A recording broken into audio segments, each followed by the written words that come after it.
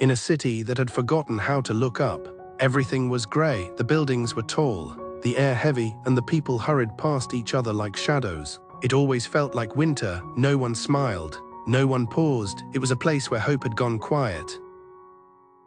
But down one forgotten alley, there lived a boy with chalk-stained fingers and bare feet. He had no name anyone remembered, no home, no family, just a handful of broken yellow chalk and a quiet fire in his chest. When the world slept, he drew, and what he drew was the sun.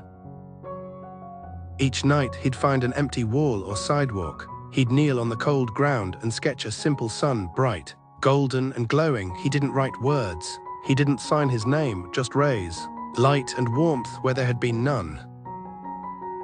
The next morning, people would walk past and pause. Some glanced, some stared. A little girl tugged her mother's coat and pointed. "Look, Mama, the sun," for just a moment. The corners of their mouths softened. They didn't know who drew it, but somehow they felt a little less cold. The boy returned every night. One sun became many. He drew them on lampposts, bus stops, even trash bins. No two were the same. Each was a burst of light in a city that had long forgotten brightness, and slowly something in the air began to shift. People began to talk. Who is the sun boy? Why are these suns appearing? Photos began to spread online. Each morning became a treasure hunt. Commuters changed their routes just to spot a new one. Still, the boy said nothing, he only drew. One night it rained, his chalk turned to mush. His hands trembled, still he found a wall and drew. The sun was crooked, smudged, but it glowed beneath the street lamp. A woman walking home from the hospital stopped, her eyes filled with tears. She didn't know why, but she needed that sun.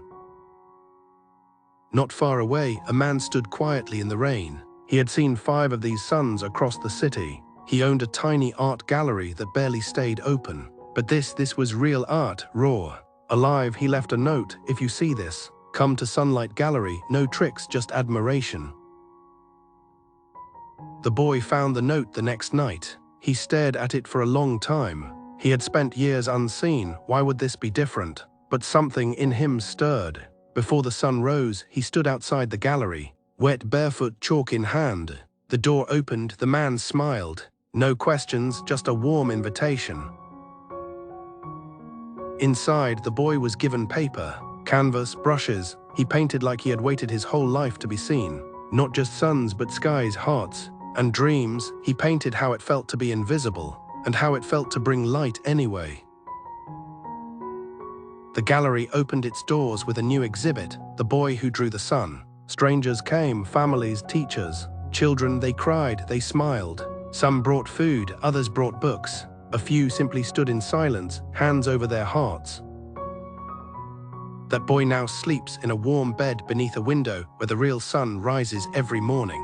He doesn't draw as much outside anymore, but sometimes, late at night, he wanders the old streets, not to draw, but just to remember, and to smile when he sees a faded sun still glowing faintly on a wall.